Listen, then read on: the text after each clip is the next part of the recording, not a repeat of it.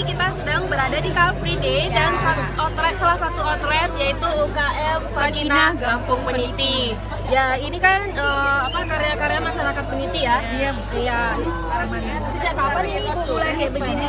Kalau di sini baru hari ini. Kalau di kampungnya udah 6 bulan. Oh, sudah 6 bulan. Jadi masyarakat kampung itu dibina untuk punya masyarakat kampung. Jadi semua masyarakat itu ya yang Sampai ada yang bisa buat apa ke mama, taruh ke mama gitu. Oh, jadi produknya apa aja ya?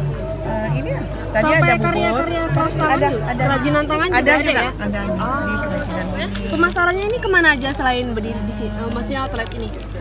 Pemasarannya apa sudah? Masih pesanan, terima pesanan aja. Oh, masih terima pesanan, tapi itu sudah ini ya, sudah mulai berkembang ya. Iya, Ini teman-teman cantik ya.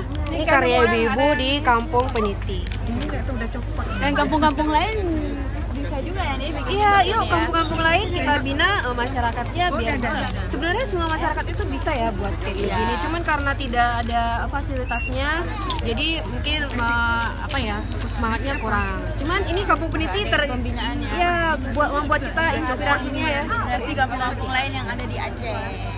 Yuk teman-teman kunjungi YouTube kami di channel Cuti. Sampai jumpa.